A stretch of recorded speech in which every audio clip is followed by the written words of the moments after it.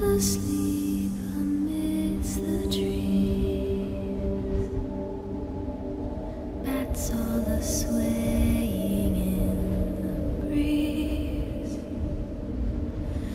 but one soul lies anxious, wide awake, fearing all manner of ghouls, hags, and wraiths. For your dolly, Polly, sleep has flown.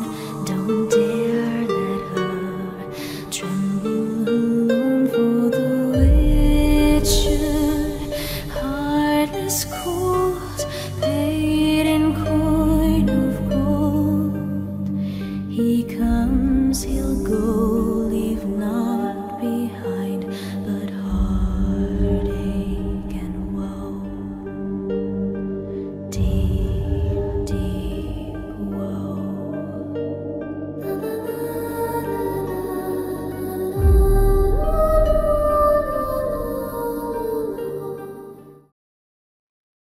Objet SCP-4666. Classe Keter. Description. SCP-4666 est actuellement présumé être une entité humanoïde très âgée d'origine inconnue. Les survivants d'événements Westnatch décrivent généralement SCP-4666 comme étant un vieil homme très grand, entre 2 et 2,3 mètres, d'origine européenne, d'apparence extrêmement émaciée. L'entité apparaît toujours complètement nue, même quand elle est observée à l'extérieur par des températures très basses. Bien que la nature et l'étendue de ses propriétés anormales restent incertaines, SCP-4666 semble être capable de se déplacer instantanément, ou presque, vers n'importe quelle position située au-dessus du 40e parallèle nord, voire possiblement n'importe où sur Terre. SCP-4666 entre en période d'activité exclusivement durant une période de 12 nuits consécutives chaque année, de la nuit du 21-22 décembre à la nuit du 1er ou 2 janvier. Cette période est connue comme étant la phase active de SCP-4666. Durant cette phase, que l'on appelle événement Westnatch, SCP-4666 apparaîtra à proximité d'habitations situées à un ou plusieurs endroits au nord du 40e parallèle. Dans tous les cas connus d'événements Westnatch, ces habitations partageaient les caractéristiques suivantes. Situées en milieu rural isolé, domicile d'une famille avec au moins un enfant âgé de moins de 8 ans, et située dans une zone enneigée pendant la durée de l'événement. Les événements Westnatch se déroulent de la façon suivante. Nuit 1 à 7, les enfants rapporteront voir SCP-4666 dans les environs de leur habitation. L'entité sera généralement observée en train d'épier celle-ci à distance, depuis un champ voisin ou à la lisière de la forêt attenante. Dans certains cas, les enfants mentionneront se réveiller la nuit et voir SCP-4666 les regarder dormir par une fenêtre. Nuit 8 à 11, les membres de la famille, incluant les parents, rapporteront des bruits de pas venant du toit ou du grenier. Une odeur particulièrement déplaisante sera également remarquée à l'intérieur de la maison. Aucune cause à ces phénomènes ne sera trouvée. Par conséquent, les parents commenceront souvent à suspecter que leur famille est victime de voyeurisme ou que leur maison est hantée. Nuit 12, au cours de la nuit, deux scénarios peuvent se produire. Le premier, et le plus commun, lors duquel SCP-4666 tuera tous les membres de la famille à l'exception d'un enfant âgé de moins de 8 ans, qui l'enlèvera. SCP-4666 infligera des blessures incapacitantes aux membres de la famille pendant leur sommeil, puis les regroupera dans une même pièce de la maison, dans laquelle ils seront tués chacun à la vue des autres. Le mode opératoire varie lors de chaque événement. De plus, la mort sera généralement précédée par des formes de torture qui semblent avoir des motivations ritualistiques. Voir rapport d'événements Westnatch ci-dessous. Dans le second scénario, qui a eu lieu lors d'environ 15% des événements Westnatch répertoriés, SCP-4666 ne fera pas de mal à la famille. Les membres de la famille rapporteront entendre des bruits de pas dans leur habitation et aucun signe d'effraction ne sera trouvé. Au matin, les enfants découvriront des cadeaux au pied de leur lit. Ceux-ci s'avèrent être des jouets grossièrement fabriqués à partir de restes d'enfants humains. Voir rapport d'instance de SCP-4666-A ci-dessous. Les critères, s'il y en a, par lesquels SCP-4666 détermine l'issue d'un événement Westnatch sont inconnus. Accès au document 4666-30 091, rapport d'événement Westnatch. Événement Westnatch connu. Localisation, village inconnu, Croatie. Année, environ 1498. Description de l'événement Westnatch, non confirmé. Une famille entière a été tuée, à l'exception d'un des enfants, âge inconnu, qui a été enlevé. Bien que les documents récupérés ne contenaient pas de détails spécifiques, il est noté que les meurtres présentaient une forte connotation païenne, et que les membres de la famille ont grandement souffert avant de mourir. L'archevêque ayant supervisé l'enquête écrira qu'il pensait que la famille a été tuée dans le cadre d'un rituel démoniaque. Localisation, village inconnu, terre de Rupert, actuellement Ontario, Canada. Année, 1689. Description de l'événement Westnatch. Non confirmé. Une famille entière a été tuée, à l'exception de 2 des enfants. L'un d'eux a été enlevé et le second, féminin, âge inconnu, s'est échappé pendant les meurtres et a pu atteindre un village voisin. Elle dira aux autorités qu'un homme nu s'est introduit dans la résidence familiale pendant la nuit et les a torturés. La méthode exacte n'est pas spécifiée dans les documents récupérés. Lors de l'enquête, les corps des membres de la famille furent trouvés dans leur résidence, suspendus à l'envers au plafond. Tous ont été vidés de leur sang. Localisation Eichstätt, Allemagne. Année 1913. Description de l'événement Westnacht. Une famille entière a été tuée, à l'exception du plus jeune enfant, masculin, 3 ans, qui a été enlevé. Les corps des parents et des 5 autres enfants ont été trouvés dans une écurie adjointe à leur habitation. Ils ont été maîtrisés avec des couteaux, des fourches et autres instruments tranchants plantés dans la paume de leurs mains, dans les murs de l'écurie, avant que leur langue soit retirée, causant une hémorragie puis la mort. Le sang des membres de la famille a été utilisé pour peindre des motifs complexes à la signification inconnue sur le corps de la mule, de la chèvre et des 2 vaches présentes dans l'écurie. Les animaux, eux, n'ont pas été blessés. Les voisins diront aux autorités que, dans la semaine précédant les meurtres, le père de famille a mentionné avoir trouvé des empreintes dans la neige aux alentours de l'habitation familiale, qui semblaient avoir été faites par des pieds nus humains. Localisation Lio, Union soviétique. Année 1956. Description de l'événement Westnacht. Une famille entière a été tuée, à l'exception du plus jeune enfant, masculin, 4 ans, qui a été enlevé. Les corps des parents et d'un autre enfant ont été trouvés dans leur salon. Ils ont été maîtrisés, leurs pieds maintenus au-dessus des flammes de la cheminée, calcinant les tissus jusqu'à l'os. Leurs têtes ont été écrasées par un objet lourd et inconnu. Des centaines de traces de morsures, qui ont probablement été infligées post-mortem, ont été trouvées sur chacun des corps. Les analyses des photographies prises par les autorités ont montré que la taille, la forme et la configuration des dents de SCP-41666 ne correspondent à aucun être humain ou animal connu. Des branches coupées sur un sapin à l'extérieur ont été placées au-dessus des corps pour une raison inconnue. Localisation Skudeneshavn, Norvège. Année 1971.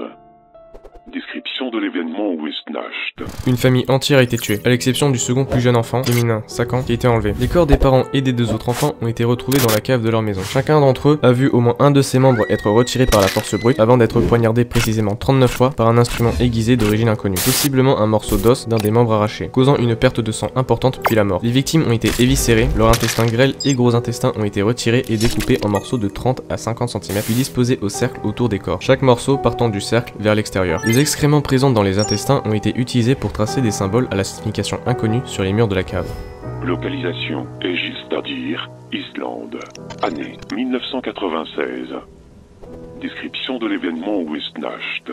Une famille entière a été tuée, à l'exception du plus jeune enfant, féminin, 4 ans, qui a été enlevé. Les corps des parents et de 7 autres enfants ont été retrouvés dans leur maison. D'importants morceaux de peau ont été retirés du dos, de la nuque et de l'aine des victimes avant la mort. La peau ainsi retirée a été partiellement consommée. Ils ont été décapités avec une scie à bûche qui appartenait à la famille, suite à quoi les corps sans tête ont été transportés dans leurs chambres respectives puis placés dans leur lit. De plus, chacune des têtes a été placée verticalement sur une des marches de l'escalier menant du rez-de-chaussée au premier étage. Celle des parents sur les 2 plus hautes marches et celle des enfants sur les marches du bas par ordre d'âge décroissant. Accès au document 4666 et 30 1985.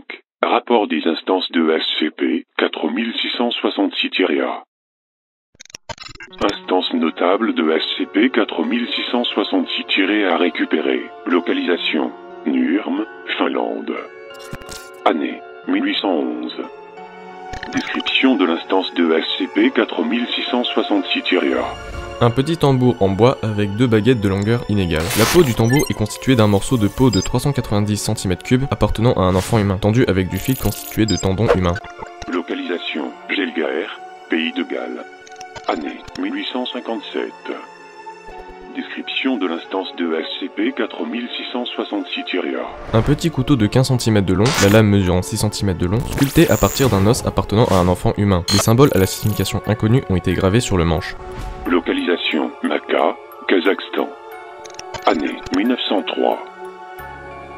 Description de l'instance de SCP 4666-A. Une feuille fabriquée à partir du fémur évidé d'un enfant humain. Les trous ont été percés à des intervalles irréguliers sur toute la longueur. Le fémur semble avoir été teint avec du sang humain. Localisation Bangor, Michigan. Année 1960. Description de l'instance de SCP 4666-A. Une boîte en bois contenant 13 figurines humanoïdes, mesurant chacune 4 à 6 cm de haut, fabriquées à partir d'os de phalanges d'enfants humains, reliées ensemble par des lanières en tendons humains. Les figurines ont été décorées avec des cheveux humains et de petits morceaux de vêtements déchirés. Les analyses ADN ont révélé que les éléments utilisés pour fabriquer les figurines appartiennent à 18 enfants différents. Localisation Cap Brûle, Canada. Année 1976. Description de l'instance de SCP-4666-A. Une balle, de 23 cm de diamètre, fabriquée à partir de 19 couches de peau humaine, fermement attachées autour de la tête desséchée d'un enfant humain non identifié, masculin, 2-3 ans. Les couches de peau sont tenues en place avec de la résine de pin. Localisation, Bard, Pays-Bas. Année, 2006. Description de l'instance de SCP-4666-A.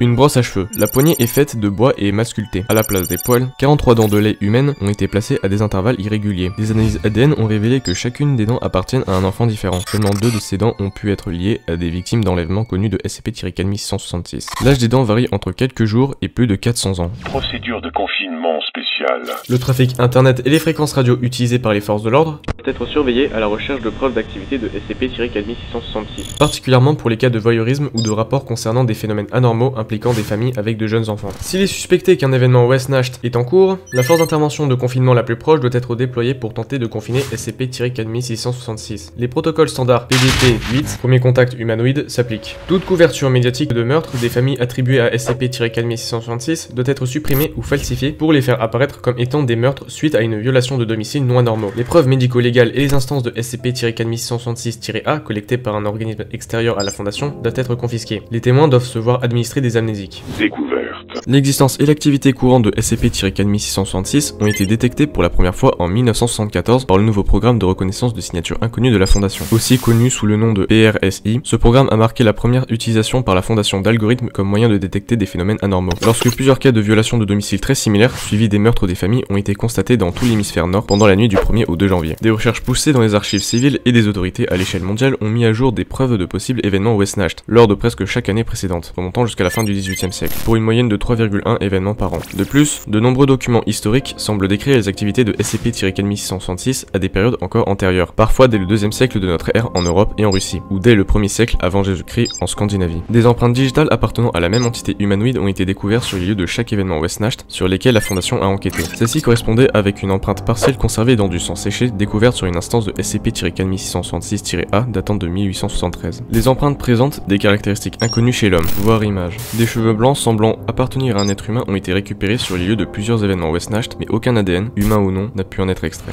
Addendum 4666-01. Le 2 janvier 2018, de nombreuses instances de SCP-4666-A ont été découvertes dans une résidence familiale à Hunak, Alaska, suite à l'événement West Nacht, #60198. Parmi ces instances se trouvait SCP-4666-A-960, une poupée grandeur nature grossièrement fabriquée à partir du corps très amaigri d'un enfant humain, sur lequel les modifications suivantes ont été effectuées. Une robe, faite de différents morceaux de vêtements sales et décolorés, a été cousue autour du corps et à plusieurs endroits dans sa peau. La bouche a été cousue en position fermée par un fil fait de tendons humains, et les lèvres peintes en rouge avec une solution essentiellement constituée de sang humain. Les ongles des mains d'un autre enfant ont été collés sur ceux du corps avec de la résine de pin. Ils ont été peints avec la même solution à base de sang humain. 3 des doigts du corps sont manquants. L'intégralité du scalp a été retirée et remplacée par celui d'un autre enfant avec de longs cheveux blonds cousus directement sur la tête. Des cheveux ont été noués pour former 2 nattes. Les 2 yeux ont été retirés et remplacés par 2 galets ronds placés dans les orbites vides sur lesquels des yeux ont été grossièrement peints. Après examen par la famille, il s'est avéré que l'enfant qui servait de base à la poupée était encore en vie, bien qu'inconscient. Les autorités en ont été informées et l'enfant héliporté à l'hôpital régional Bartlett à Juneau, en Alaska, où il est survécu pendant 18 heures. 2 agents de la fondation ont été dépêchés sur place et ont pu interroger le sujet. Voir rapport interrogatoire ci-dessous. Après la mort du sujet, le corps a été confisqué par les agents et tous les témoins se sont vus administrer des amnésiques conformément à la procédure. Les analyses ADN ont révélé que le sujet était Ekaterina Morozova, 7 ans, une victime connue de SCP-4666, enlevée le 2 janvier 2016 dans sa résidence familiale à Dubovka, Russie. L'autopsie révélera que la fillette a été extrêmement mal nourrie pendant les 2 ans qui ont suivi son enlèvement, causant un grave retard de croissance. Elle ne pesait que 15 kg pour 90 cm de haut. De nombreuses cicatrices et brûlures sont présentes sur sa peau, et elle a subi 2 fractures osseuses, au tibia gauche et au cubitus gauche, qui n'ont pas été réduites et qui ne sont pas guéries correctement. Ses mains étaient très calleuses. La cause de la mort a été attribuée à une défaillance multiviscérale, résultant d'une malnutrition grave et continue. Accès au document 4666-25814, rapport d'interrogatoire. Journal audio 4666-6201. Date, 2 janvier 2018. Heure, 23h27 à 23h49, fuseau horaire de l'Alaska.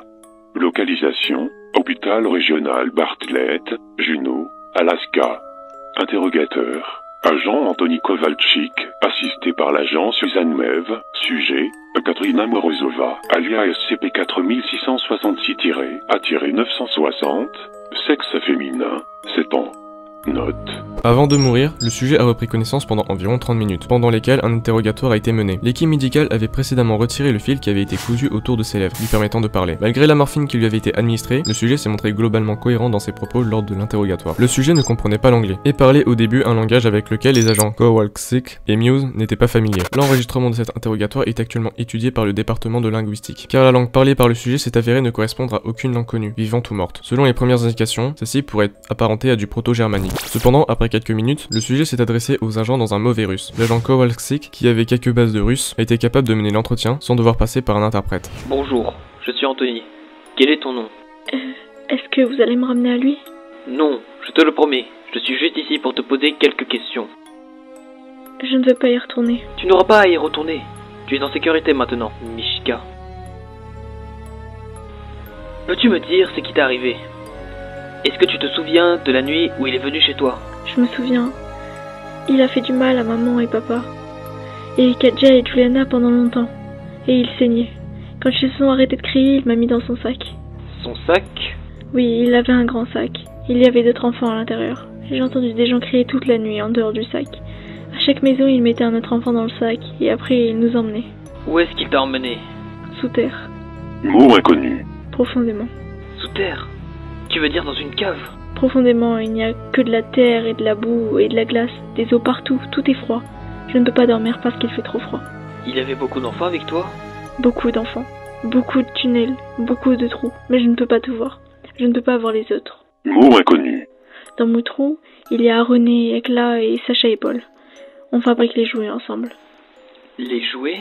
Oui, si tu ne fabriques pas les jouets, tu ne manges pas. Ne t'arrête pas de fabriquer les jouets, ne t'endors pas, ou il te fait du mal. Il te fait du mal? Comment? Il te frappe, ou il te brûle, il te mord les doigts, ou il te fait cuire sur le feu dans sa salade et te mange. Il a mangé Philippe et Sally. Et toi, comment est-ce que tout ça t'est arrivé? C'est lui qui t'a fait ça? C'est René, Ekla et Sacha et Paul qui ont fait ça. Ils devaient le faire. Pourquoi? Je suis tombée malade. Quand tu ne peux pas fabriquer les jouets, tu deviens les jouets.